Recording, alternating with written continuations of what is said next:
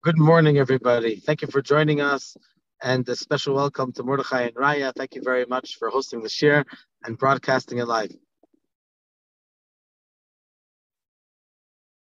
Yesterday, we started to learn the fourth chapter, the first Mishnah.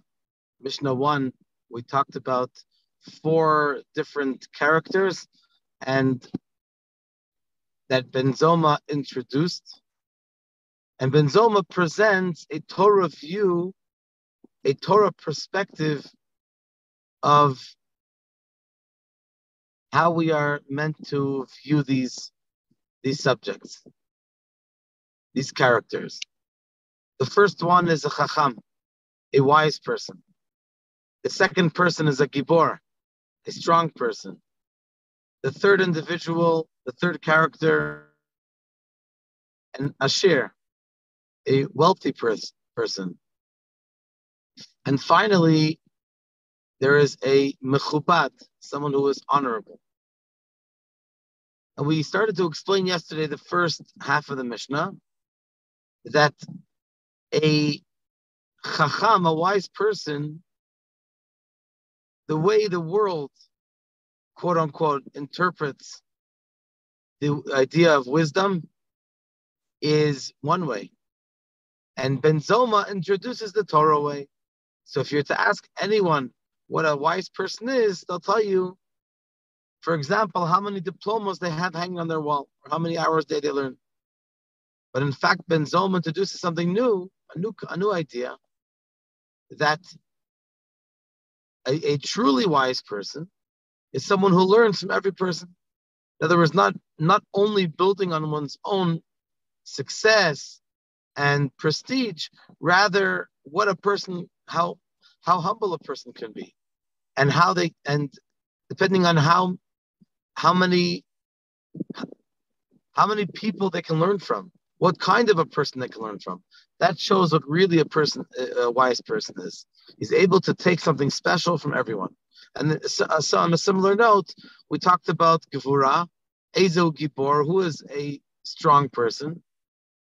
Not necessarily the way the world translates strong, on how large your muscles are, rather how much control you have over your inclination. And today we're going to continue to the third phase of the Mishnah, the third character, which is an Ashir. So Ben Zoma asks the question, Eiza hu Ashir? Who is a wealthy person? So if you ask anyone on King George Street, they'll tell you that it depends how many zeros they have after the number in their bank account. That defines what a rich person is. Comes along Ben Zoma and introduces a new concept. Ben Zoma says that you want to really know what a rich person is? Then this is how Torah views a wealthy person. Hasameach bechelko, someone who is fortunate with his lot. In other words, the Rebbe once said at a Farbrengen that he knew a person who had $2 billion. This is 35 years ago, 40 years ago, approximately. But the person was such a sad person because he was always concerned about who was stealing his money, who wanted to kill him in order to inherit or in order to receive his wealth. And so is that a truly fortunate person? He has more money than he'll ever be able to spend in his life, children and grandchildren and so on. So it's nice to have a lot of money, but the question is that truly called wealth? Is that truly called happiness, inner happiness? And the answer is no. A person could be happy, but very often it's not dependent at all on how much you have in your bank account. Rather, it's how content are you with what you have. You can have $10 or $10,000. and be a truly, deeply happy person. Over here in Jerusalem, many or most homes are apartments, unlike in many places in the world that they are villas and proper homes. And in some neighborhoods where there are families, even right here in Nachlot,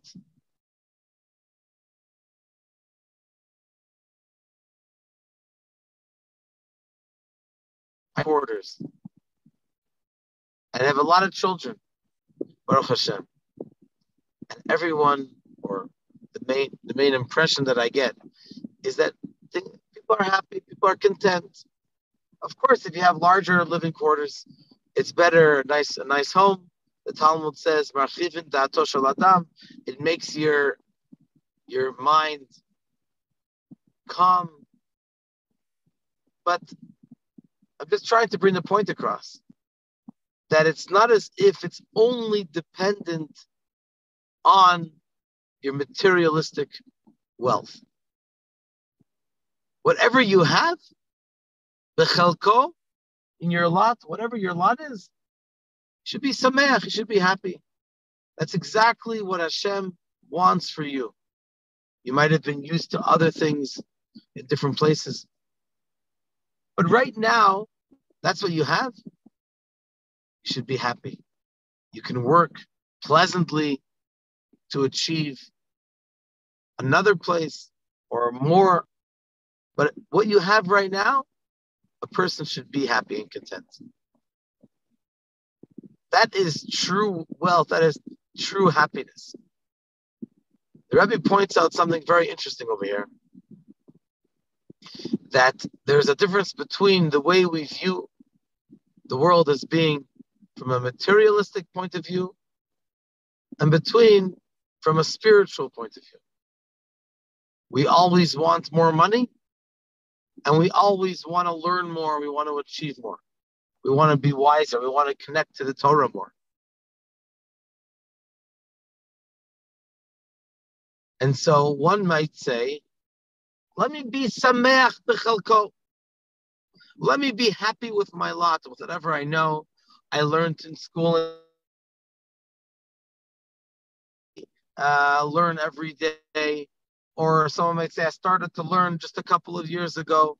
And I've learned whatever I've learned, I've invested. And that's it. I can now invest in other things. Isn't that what we just learned about? Sameach b'chelko, happy with whatever I've done. That's it. Close shop and continue doing other stuff, worldly matters.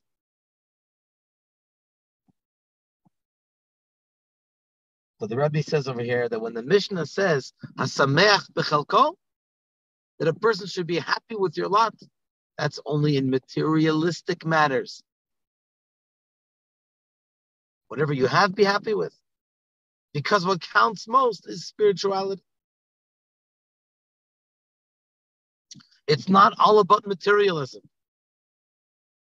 After 120 or 180, when Mashiach comes immediately now, Be'ezrat Hashem, what counts is the spirituality that you accumulate. The materialism is only materialism. It's meaningless. When Mashiach will come, the Rambam teaches us that it will be ma'adanim mitzuyim ke'afar. Precious stones and jewels and diamonds will be considered like earth. Won't be considered to be so unique. And therefore, it's not worth it to lose any sleep over it. You can invest, you can work, but to lose sleep, to take it to heart, not worth it. So a person might say, well, if that is the case, that we have to suffice with what we have when it comes to material matters, so then maybe in spirituality the same thing. The answer is no. Sameach b'chalko, being happy with one's lot, is only in material matters. When it comes to spirituality, we're supposed to be like, we're supposed to act as if we usually act with material matters. What does that mean? The Talmud says, Mi sheyeshlo maneh rotze matayim. Whoever has $100, you naturally want $200. We always want double. We always want more than what we have. Mi sheyeshlo matayim. Whoever has $200, rotze arbamot, wants $400. That's naturally how we are. That's how we have to be in spirituality. You learn one page of Talmud, wow, I want to learn 2 pages of Talmud. You learn 2 pages, amazing. Now I want to learn 4 pages. I learned some Tanya. I learned some Pirkei Avot, the Mishna. You learned some Chumash or the Rambam online. You go online on Chabad, on JerusalemChabad.org, on our website, and you learn the daily study, the Chitat. Amazing insights. Shiurim. You go to our YouTube channel with close to 800 videos, Baruch Hashem. Plenty of Torah learning to do and growing, Baruch Hashem. Never suffice in spirituality with what you've had until now. And that is true wealth. That is true fortune. That is true happiness. Sameach b'chalko, on one hand, when it comes to materialism, to suffice with what you have, and then when it comes to spirituality, never to suffice with what you have, always to desire more and more. Finally, the last point of the Mishnah, the 4th description, the 4th figure is mechubad. Eizehu mechubad, hamechabed et habriot. Who is an honorable person? He who honors other people. There is a joke that mechubad can be spelled in 2 ways. It can be spelled with a chaf. That's the way it's really spelled in the Mishnah. Mechubad, meaning an honorable person. And mechubad can also be with a chet. There really isn't such a word like that. But in modern Hebrew, if you want to change from the word Chabad, chet bet dalid, into an adjective, so you call it mechubad, which would mean a Chabadnik. Who wants to be mechubad? When you honor other people, then that makes you a Chabadnik. It's not the clothes, it's not the external part, but it's the way you act as a mensch. Anyways, getting back to the a little bit more of a serious note,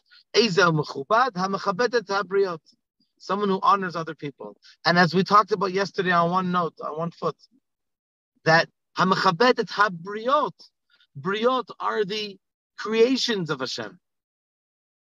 Even someone who may not have any other special qualities per se, aside from the fact that they are a creation of Hashem, that itself is enough of a reason to honor them, because every single person deserves honor. On a similar note, there's a story of Rabbi Alazhar, who was this Rabbi Alazhar, who was the son of Rabbi Shimon Bar Yochai. He was once, and he saw a person.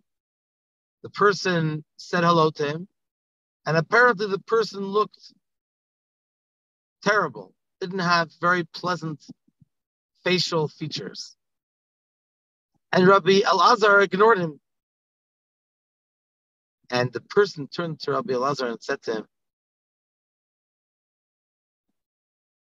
just because of the way I look, this is how you treat me? If I said shalom, if I said hello, then it would be wonderful to respond. And this was obviously considered something negative for Rabbi Alazhar. What we have to learn is specifically something positive, not to act like that. But we need to, and the person said to Rabbi Alazhar, go to the one who made me, to my maker. Hashem creates every person. And the fact itself that a person is considered a creation of Hashem, that is enough of a reason to honor the person. And as we come close to Lag BaOmer, and Rabbi Shimon, who was Rabbi Alazhar's father, is the star of Lag BaOmer, we definitely need to make a greater focus on honoring one another and respecting one another. And if we'll go back for a moment to the subject that we talked about yesterday and today, which is that Ben Zoma is innovating that the true interpretation is unlike most people would interpret it. How would a person, most people, understand the idea of honor? Ezehu mechubad, who is an honorable person? Oh, if you ask most people, they'll say someone who has a lot of money, someone who sits in the front, someone who everybody stands up for.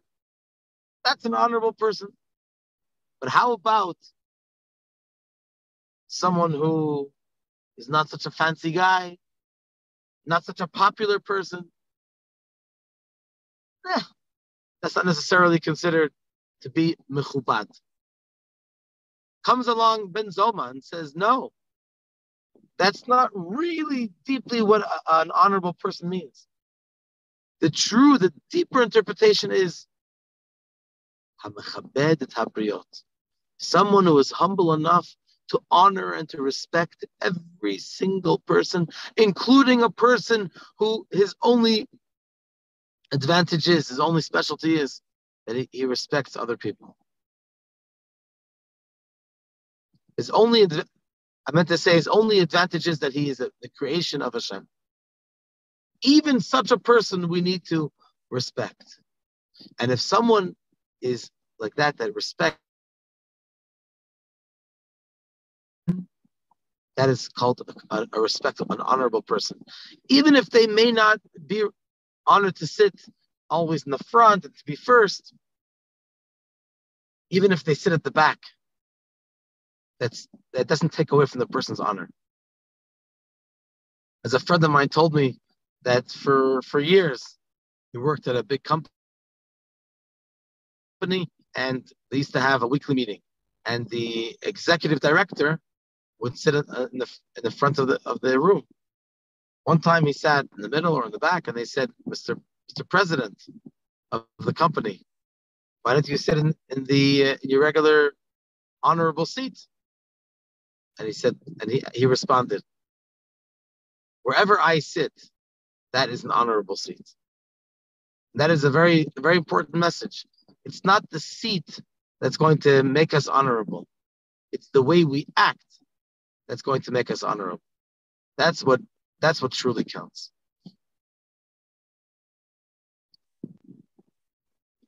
So, thank you very much for joining us. Bezrat Hashem, we're going to continue every morning at 9:15. Looking forward to seeing you, Bezrat Hashem. And thank you for joining us, and all the best.